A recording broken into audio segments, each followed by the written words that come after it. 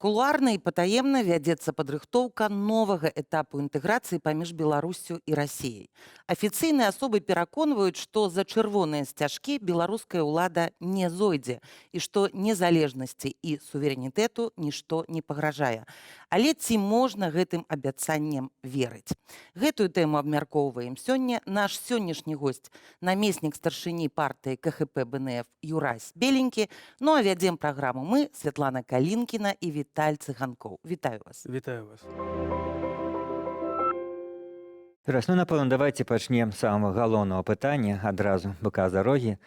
Хто і што пагражае незалежнасці Беларусі? Адкуль сыходзіць пагроза беларускаму суверэнітэту? Як вы лічыце? Трэба трошки вернуться назад. Договор об так званой союзной державе, 99 год. Калі пачытаць нормы гэтага договора, то Беларусь як суверэннай дзяржавы няма. Але там прапісаны некаторыя нормы, якія гавораць пра паступовы характар стварэння этой дзяржавы. І, ведаеце, як бы это уже подзабылася. Прайшоў час, як бы это не зусім реалізоўвалася, вот эта союзная дзяржава. То, что там нормы не адпавядаюць Конституцыі Рэспублікі Беларусь, это відавочна, это хто чытаў, той ведае. Але ж вы паглядзіце, паступова, крок за крокам, у гэтым накірунку дзеянні робяцца. І калі весь шлях будзе пройдзены, то Беларусь як суверэннай дзяржавы не будзе існаваць. Там все сказано. Адзін эмісійны цэнтр, адзіная палітычная надбудова, адзіны суд, все адзінае. Беларусі як суб'екта міжнароднага права, як суверэннай дзяржавы не будзе існаваць.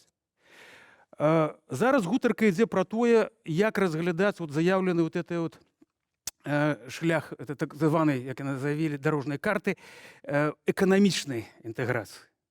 Нават калі гэты шлях будзе пройдзены, то ўжо палітычная надбудова – это ўжо праграма часу.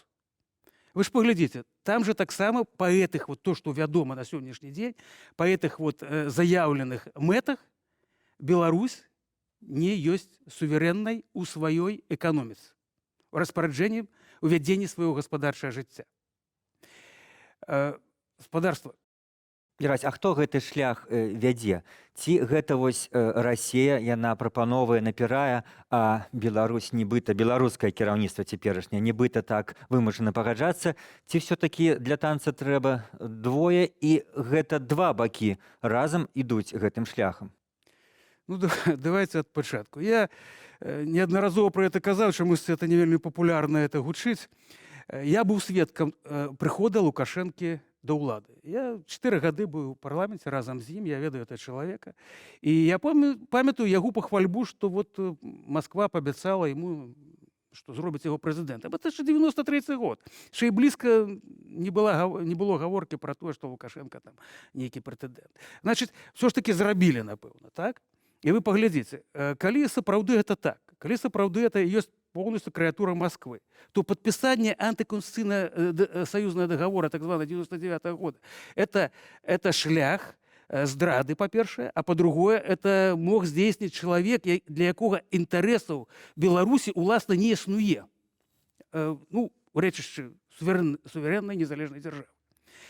Таму давайте разглядаць это такім чынам. Як я бачу, як мы бачым, кансерватыўна-хрысціянская партыя БДФ. Ёсць імперская Москва. Ёсць у яе это імперскія амбіцыі. І ёсць тут іхнія людзі, крэатуры, іхнія, якія выконваюць тое, што яны загадаюць. Конечно, у гэтых людзей ёсць свае інтарэсы. І, можа быць, ёсць такая перасцярога, што калі гэты працэс так званай інтэграцыі будзе завершаны, то іх лёс будзе не вельмі зайздросны. Можа быць, у нечым яны упіраюцца. Але вы паглядзіце, што за гэты час было зроблена.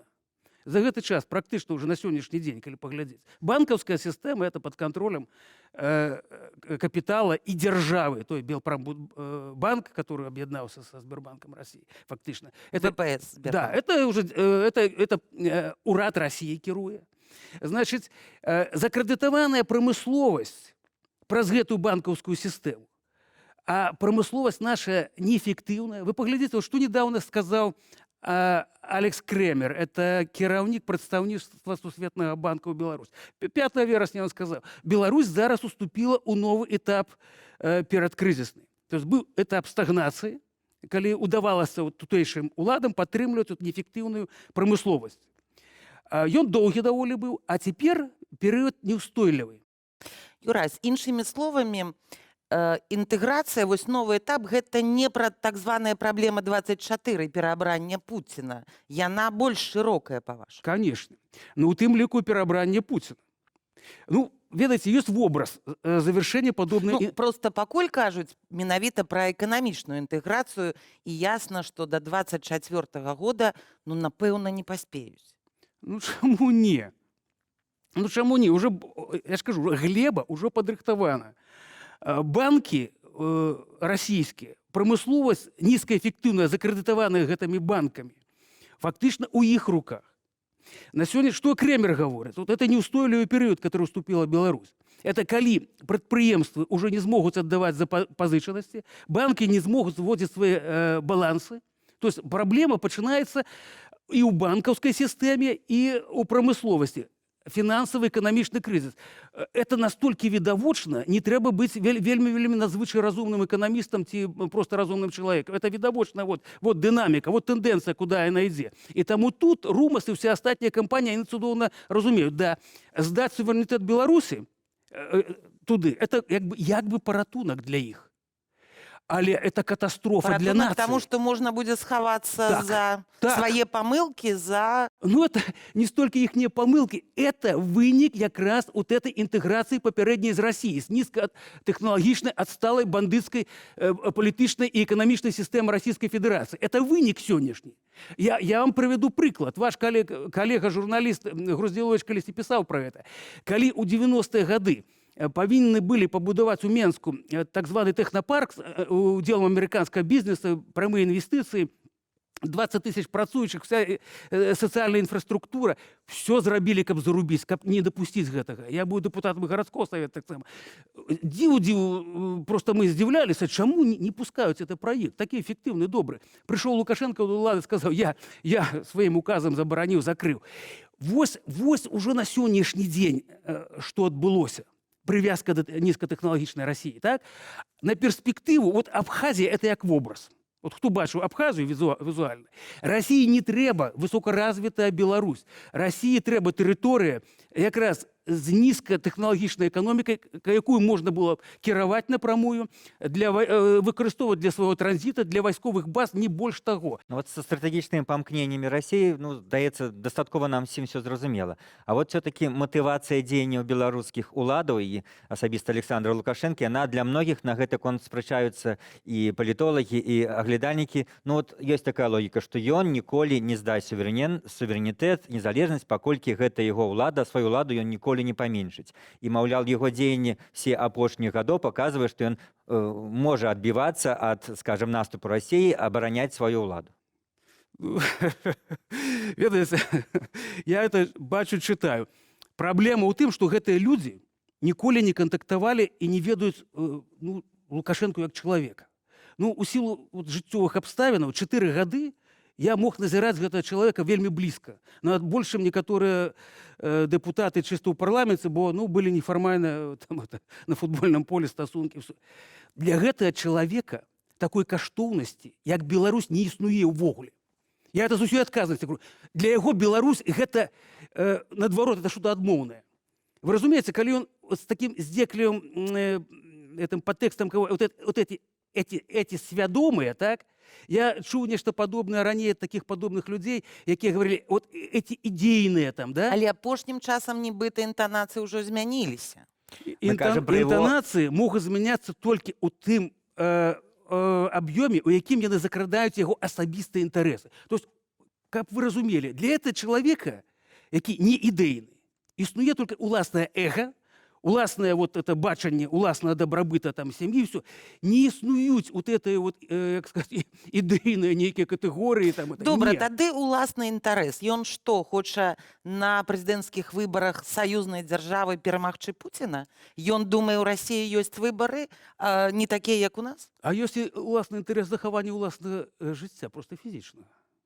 Я пам'ятаю 96-й год, як Семен Шарэцкі мне рассказываў там один эпизод, калі яго выкинули з Дроздовой, калі Лукашенко паклікаў яго, пошли поговорим там вот на лужайку, там это. Он кажет, что такое, вот ко мне приставлены. Потом мы выпадково доведалися, приставлены офицеры ФСБ. Вот самая близкая охова для Лукашенко. Ну, але ж прошло 20 гадоў. И что, вы думаете, нема механизма у Российской Федерации и спецслужбы после того, что было зроблено, просто фізічна зрабіць што заўгодна? Такія магчымасці, зразумела, ёсць, але і ў Лукашэнкі былі магчымасці ўсіх гэтых прыстаўленых, ну, адставіць, скажем так, ад сябе. Няўжо у Лукашэнкі, Ну, ён жа іх прызначае. У Лукашэнкі з ягонымі спецслужбамі, да, і з ягоным, скажем, кваліфікацыяй гэтых людзей там. Вы думаеце, што гэта толькі страх за сваё жыццё? Ну, Прымушае яго ісці ў Крэмль? Зноў такі, я вяртаюся да таго, да яго, як бы, псіхалогія этого чалавека вельмі спецыфічнай. Ну, я бачу абставіны, калі там маленькая пагроза там на тым же футбольным полі выводзіла яго так, ну, не просто ў страх, у ступор, так, вот это. З аднаго боку, агрэсія была такая ў дачыненні, калі адпора не трымаў. Калі атрымліваў адпор, это трэба было бачыць, калі ён калаціў сувязь. Специфичный человек, там у Кремля это все ведают. Там. Вот тому давайте разглядать таким чином. Коли там намекнули, тем уже прямым текстом сказали, значит, будешь робить тое, иначе будет тое. Вы поглядите, той же Кремль что говорит, да? Внешняя запозиченность, велизарная, неэффективный сектор держпрадпрыемству. Беларусь уступила вот перыяд это перадкрызісны вельмі сур'ёзны, значит. І крэдыты абяцаюць толькі пасля падпісання дакументаў аб інтэграцыі, так? Все, тут як бы все замкнулася. Зноў такі вяртаюся з улікам вот гэтага, ну, спецыфічнага, ну, псіхалагічнага партрета першай асобы, якая кіруе. Наша размова не будзе, скажем, поўнай і дакладнай, калі мы не звернемся для другой часткі абавязковай в такіх сітуацыях, што рабіць, што павінны рабіць дэмакратычныя, апазіцыйныя, все сілы, якія шануюць незалежнасць, для якіх это важна, пры тым, што зараз і да размовы з вамі, і тым больш размовы з вамі, мы высвятляем, што у незалежніцкіх сілаў як бы ёсць два ворага. З аднаго боку Расія, ну, скажем, апанента. З другого боку, уласна, беларускае кіраўніцтва, якое таксама сваімі дзеяннямі гэту незалежнасць ставіць пад пагрозу. І што в такой сітуацыі трэба рабіць? Ну, ёсць ще легальныя, нармальныя механізмы, не дапусціць это. Ёсць Канстытуцыя, якая адназначна гаворыць, што ўсе дзеянні, накіраваныя супраць суверэнітэта Рэспублікі Беларусь, цягнуць за сабой адказнасць. Ёсць крымінальны кодекс, які пра гэта гаворыць. Ёсць структура інстытуцыі дзяржаўная, прокуратура, ёсць Конституцыйны суд, іншыя, нават рэжымныя. Просто трэба апеляваць да гэтых людзей. Трэба папярэджваць аб адказнасці. Мы ўжо зрабілі заяву ад партыі. Мы папярэджваем іх, што это сур'ёзнае, вельмі сур'ёзнае злачынства, ліквідацыя суверэнітэта. І тэрміна даўніны не будзе. Бо наступны этап будзе. Справа ў тым, што тут ідзе гульня тэрмінамі, бо ніхто не кажа пра ліквідацыю суверэнітэта. Хаця Лукашенко той жа казаў, што ў Савецкім Саюзе БССР была вельмі суверэннай рэспублікай. Вось вам падыход. Слово застанецца, а де-факта суверэнітэта не будзе. Послухайце, давайте гаварыць сур'ёзна. Ёсць дзеючае заканадаўства. Ёсць нормы дзеючага заканадаўства, ёсць дэфініцыі, якія вызначаюць пэўныя катэгорыі. І вот калі ідзе падважванне вот этих вот дзеючых нормаў, уже адказнасць наступае па крымінальным кодексе. Тут все ясна і канкрэтна. Калі ў Канстытуцыі напісана выключным правам эмісіі на тэрыторыі Рэспублікі Беларусь грошай валодае Нацыянальны банк, то кропка і так. І ў той жа Канстытуцыі напісана, падважванне гэта цягне адказнасць. То есть любыя дзеянні, якія будуць накіраваны, вот я просто один аспект беру, супраць ліквідацыі выключнай правы Нацыянальнага банка рабіць грашовую місію, цягнуць за сабой сур'ёзную крымінальную адказнасць. Я помню, калі ў 90-е гады Богданкевич, не думайце, што такі лапачка быў, калі ён не подписал рублевую зону? Да, не подписал, потому что мы пришли в кабинет, я особисто там был. И просто у твар, я ему особисто у твар казал, что будет вот такая отказность. Я помню его реакцию. Зараз вы готовы пайсці да Калаўра, кіраўніка Нацыянальнага банка? Зараз я не ёсць дэпутат, які тады мог свабодна... А ёсць хто гатовы? А ёсць. Трэба тым людзям, кожнаму сказаць. Бо пасля гэтага, калі гэты механізм не спрацуе, трэба не забываць артыкул 3 Канстытуцыі, што выключным правам улады у Беларусі валодае беларускі народ. І вот пазбаўленне улады незаконное, там, у другой, ці ў трэцяй частцы, там, это артыкула гавораць, это великое злачынства. І народ мае права тады ўжо прымець іншыя механізмы адстойнення суверэнітэту. Это уже будут механизмы тыя, якія б я не пажадаў бы, каб тут Ну, яны вось былі ўжо. пра непажаданыя, можа, не варта говорыць, але недавно, ну, напрыклад, некаторыя палітыкі, у тым ліку Павел Северынец, прапанаваў, што трэба рыхтаваць масавую пратэсную акцыю супраць гэтых планаў па пазбаўленню суверэнітэта. Вы, як партыя, гатовы прыняць яе удзел, гатовы абгаворваць з іншымі палітычнымі лідарамі все аспекты этой акцыі? Ведаеце, калі ёсць пагроза незалежнасці, рэальная, то вся нация мусит злучиться в обороне незалежности. Вся нация, абсолютно. Тут не повинно быть никаких межпартийных, там, меньше, яким, не знаю, там это, ну, скажем, нестыковок, так? У гэтым нация мусит быть адзіная. Оборона суверенитета – это святы обовязок наш. Это обовязок не только перед теми поколениями, якія сёння жывуць, это обовязок перед будущими поколениями. Вельмі много крыві пролила наша нация у папярэднія гады, каб здабыць гэтую незалежнасць. Тады у 25 жніўня 91 года, я памятаю той дзень, калі мы прынялі незалежнасць, мы сапраўды былі шчаслівыя, многія плакалі. Бо мы разумелі, што мы зараз маем шанец для вырвацца ад гэтага вот жаху панавання чужынцаў тут на нашай зямлі і тое, што яны тут рабілі. Тое, што мы здабылі, не толькі мы, все пакаленні, якія там, пачынаючы і Каліноўскага, і Касцюшкі, все астатнія, і слуцкіх паўстанцаў, то мы не маем права тут уже. Мы таксама будзем тады несці адказнасць, калі мы не зробім усё, каб адстояць свой суверэнітэт. Суверэнітэт нашай, незалежнасць нашай дзяржавы. Здаецца, беларускія грамадзяне ўжо звыкліся жыць ва ўмовах пагрозы незалежнасці.